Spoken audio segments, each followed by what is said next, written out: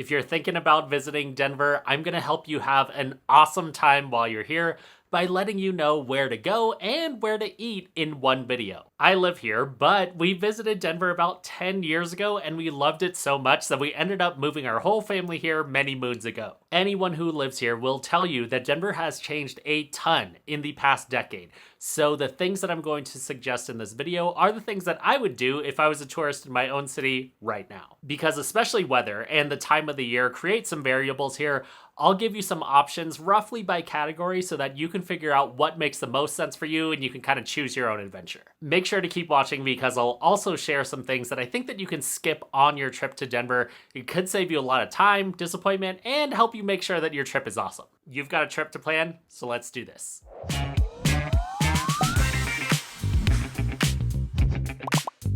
If you're into art at all, or you just have to do something inside because of weather, I would check out the Denver Art Museum for the more traditional side, Meow Wolf for something more out there, or the Denver Center for Performing Arts, also known as a DCPA. Of course, there's a great collection of art inside, but the Denver Art Museum is actually a really cool looking building from the outside, and it has this giant dustpan that people like to take pictures with when they come to visit. If the weather's nice, you can walk through Civic Center Park and also take some pictures at the state capitol. It's a great way to just knock out a few things without taking multiple trips. And now Meow Wolf. It's Meow Wolf. It's really difficult to describe. I've been to the location in New Mexico, and of course I've been to the one in Denver.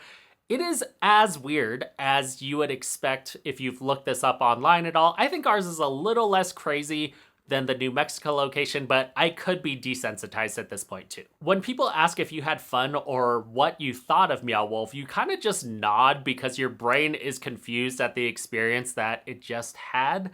I do think that most people enjoy this place as long as you're not weirded out by unusual things. If you're into a different kind of art, I would highly recommend checking out the calendar for the Denver Center for Performing Arts. It's one of my favorite places in the city. It's about as cool as any performing arts venue that you'll find anywhere in the United States, and there's always a wide variety of shows playing there as well. While you're here, I would recommend going to a food hall because they're a big part of our food scene here. More specifically, I would recommend going to Avanti or The Source. If you want something quicker, not like a full sit-down meal, Avanti will make you feel like you live here. It has great energy, it's fun inside. In general, this is kind of where tourists and locals rub shoulders next to each other without knowing it to enjoy some pretty good, reasonably affordable, quick-serve food with no reservations. In terms of food halls, it's actually our most successful restaurant incubator. A lot of the stalls in Avanti end up graduating to create their own brick-and-mortar locations throughout the city. It has a big patio with great views of the city, and if you're meeting up with friends in Denver,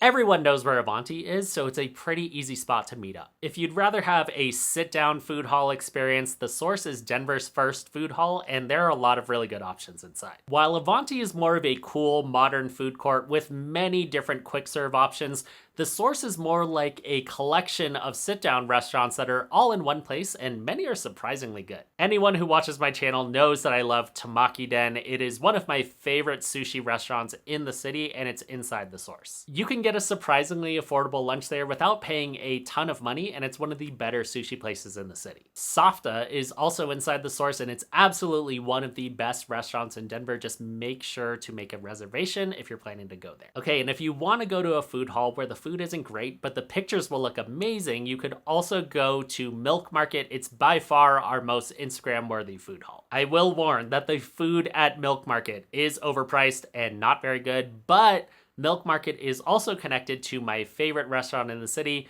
Bruto. If you can get a reservation there, it's a chef's table setup. I guarantee you will love it. Next, if the weather allows, I would definitely check out a park. That's a big part of living here. During the day, I would check out City Park or Wash Park, and at night, I would consider Cheeseman Park for a very interesting reason. Just in case you're traveling with kids and it's like the spring or the summertime and you're getting nice weather, City Park might be the move because it is right next to the Denver Natural History Museum. They have a splash pad and also a water area where you can rent paddle boards and things like that. It will give you some things to do with your kids that are outside. The Denver Zoo is also nearby, so this kind of follows that theme of trying to knock out a bunch of things all at once without going back and forth to the same locations. But if you don't have kids, Wash Park is the place where you will see beautiful people playing volleyball on a sunny day, throwing the frisbee with their dog, and just generally having a good time. It's in a nice area, and it's probably the most popular park in Denver, so if I was kidless and traveling, I would probably rent a bike and just do a few laps around the park and just take it all in. There are also some pretty solid food options right around Wash Park that aren't crazy expensive. You could check out Ni Tuyo to get molcajete, which is super popular right now.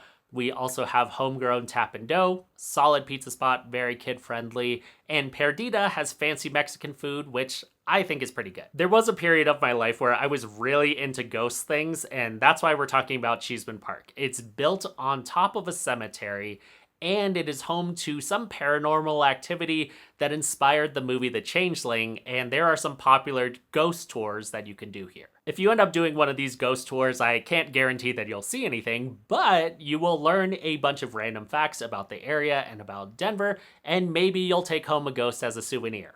Maybe. Of course, if you're a sports person, you could check out a Nuggets, Rockies, Broncos, or Avalanche game, or going to an event or a concert at Red Rocks, also a good idea. In general, Denver is a good sports city with friendly fans that aren't there to start trouble. If you're not an aggro fan and you want to come here to see your team, you should be okay. If you're a music person, you could absolutely go out to Red Rocks, but do remember that it's about 40 minutes outside of the city. I do think that Red Rocks is absolutely one of the top concert venues in the United States, but I think that if you're going to drive all the way out there from Denver, you need to go for an event, whether that's yoga on the rocks, watching a movie, or going to a concert. It just makes it more worth your time. And if you go to a game in the city, I would highly recommend pairing it with something nearby. So for example, if you go to a Rockies game, you can check out McGregor Square, which is our kind of smaller version of LA Live that's right next to the stadium. If you're going to a Nuggets or Avalanche game at Ball Arena,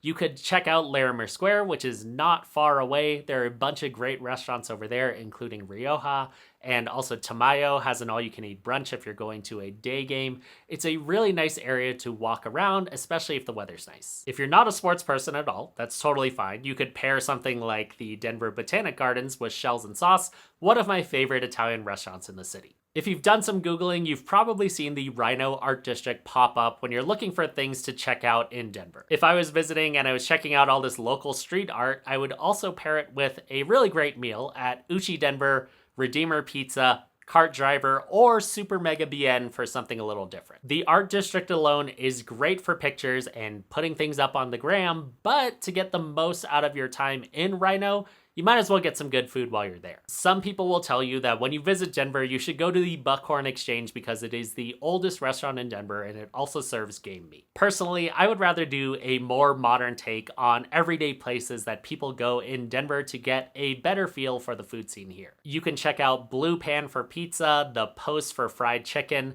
Linger, L5, or Root Down for some very popular sit-down meals. L5 has one of the best views from any restaurant in the city, so make reservations in advance if you want to take advantage of that. And now for some things that I don't think you really need to do in Denver that a lot of people might suggest. I don't really think that you have to go to the 16th Street Mall as a destination. If you're staying anywhere near downtown, chances are you're going to pass by it, but I wouldn't carve out a ton of time to hang out here. I also don't really think that you need to go to the Cherry Creek shopping center area or the Cherry Creek Mall because if you've been to a mall or a nice shopping street before, it's kind of the same. This might be a little controversial, but I don't think that you need to go to the Cherry Cricket to have a burger. This makes me sad because this was the first restaurant in Denver that I ever went to. It absolutely used to be one of the best burgers in the city many years ago, but it's kind of lost some of that recently. Some people would say the same thing for the Denver Biscuit Company, which has one of the longest waits for any brunch in Denver, but I think that that kind of has its own appeal. The reality is that there are just better burger options in the city now, including Lucy's Burger Bar, 5280 Burger Bar, and Park Burger. If you're looking for incredible Asian food or dim sum, I'm sad to say that Denver is just not the spot for that. We are getting better. I will absolutely say that. but you've had better Asian food in other cities. Also, a lot of our best Asian food in the city is in the north suburbs and also in Aurora. So if you're planning to stay really in Denver, this might take you a little bit out of your way and mess up your logistics a little bit. I talked a little bit about food halls earlier, and many people will tell you to go to Denver Central Market, and it's completely a legit suggestion. It's very nice inside, it's cool, great place to grab a drink with a friend, but the food options are pretty limited, so if you're looking for food, it's not my top choice. You also might see Zeppelin Station when you're Googling food places to check out in Denver. It has really fallen off in the past few years. This used to be a food hall with cool pop-ups from New York City. The food has just gotten not good since COVID. For some reason, a lot of people suggest going to Stanley Marketplace, which is out in Aurora, and it's cool, but I don't think that this is a must-see thing to do in Denver. It's totally great if you happen to be staying nearby, but I feel the same way about it that I feel about Edgewater Public Market.